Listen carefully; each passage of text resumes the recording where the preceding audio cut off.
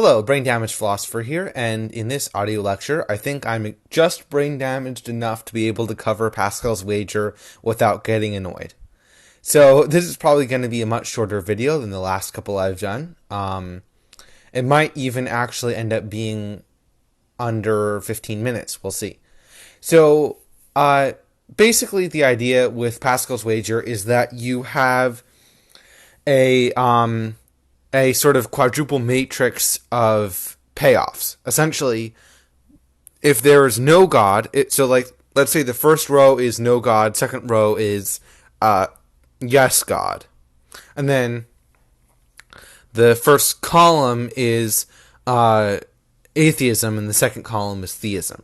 So if there's no God and you're an atheist, then you don't gain anything, and if there's no God and you're a theist, you don't lose anything because you'll never find out. Now, if there is a God and you're an atheist, you get eternal torture, so infinite bad payoff. And if there is a God and you're a theist, you get an infinite good payoff. And so what Blaise Pascal, the 17th century mathematician who first proposed this argument, said is that if you are going to be rational, you should pick the column that has the best payoffs across the board. And in this case, it's theism, because if there's no God, you don't really lose anything. And if there is a God, you have everything to gain. And you should obviously avoid picking the column that has the worst payoffs across the board, which is atheism in this case, because if you're an atheist, you gain nothing if God doesn't exist, and you lose everything if God does exist. So, first of all, the problem with this argument is that it assumes that there is no gain to being an atheist if God doesn't exist. And that's simply untrue. If you're an atheist, then you are free to live your life in whatever way is best for you and lets you live the most fulfilling life you can live. Whereas if you're a theist, and in addition, if you're an atheist, you believe that this is the only life you have, the only one you get, and so you're motivated to try to live well in this life.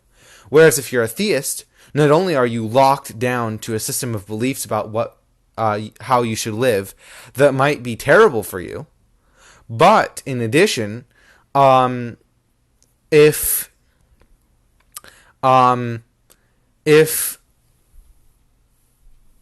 if you're convinced that you'll have an afterlife, you won't be motivated to take advantage of this life as much. And so when you find out that there isn't, even though you'll never find out that there's no afterlife, you'll have missed out on a lot of things that you were leaving aside because you thought there would be.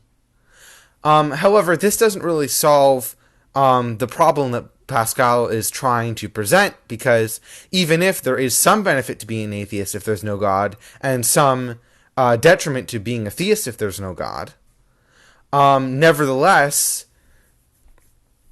the payoffs, if there is a God, are both infinite, one infinitely negative and one infinitely positive. So they would have to outweigh the other payoffs. So the next problem with this argument is the fact that there are, I think, some 3,000 current religions, an infinite number of religions you could come up with, and a great many religions that, although no longer practiced, could equally be correct. So then the question is, well, which religion do you apply this payoff to? This doesn't really answer the question, right? And, if, there are multiple religions that would punish you for picking each of the others, then that would kind of cancel out the probabilistic benefit of picking each one. And so it might be the case that the payoff matrix would actually lead you to atheism or some, very strange religion, right?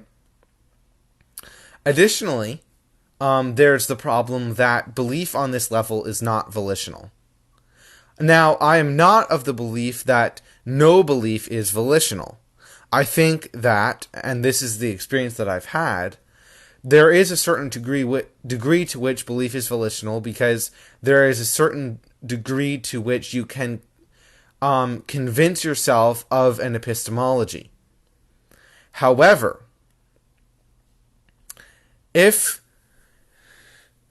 I think so, the way I think belief works is that you can be ambivalent and choose to act on a belief, or ambivalent and choose not to act on a belief based on an epistemology that you've chosen.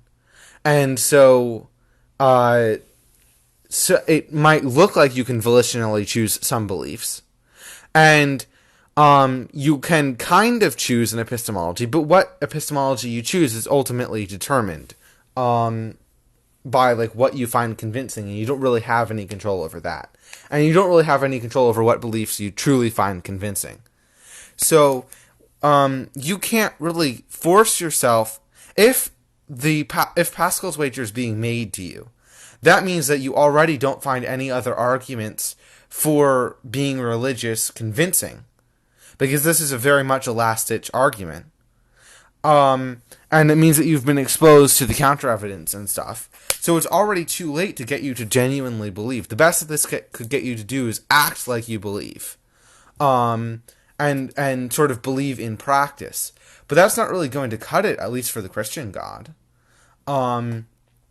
So if you're an atheist, you're doomed anyway. You might as well live like an atheist and get what little benefit you can get out of it.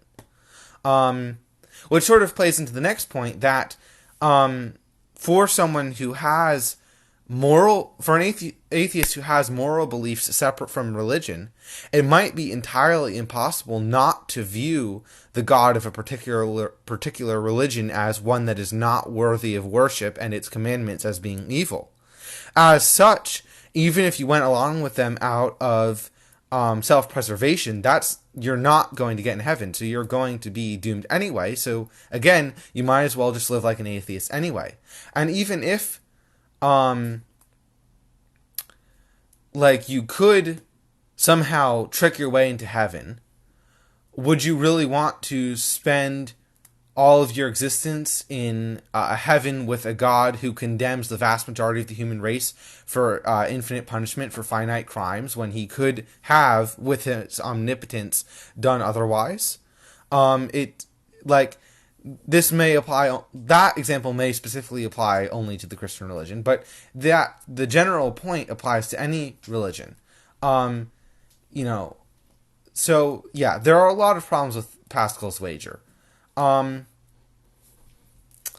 Yeah, the other thing is that if you believe that a certain God is actually impossible, then, so you see, when you're calculating the expected sort of benefit, the expected return, essentially, in a game theory sense, for this payoff matrix, you also have to factor in not just the payoff in each box, but the probability of landing in each box.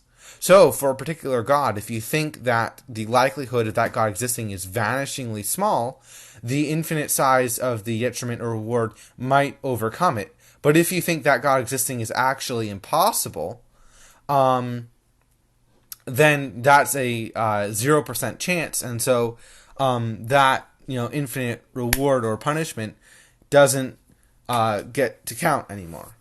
So yeah.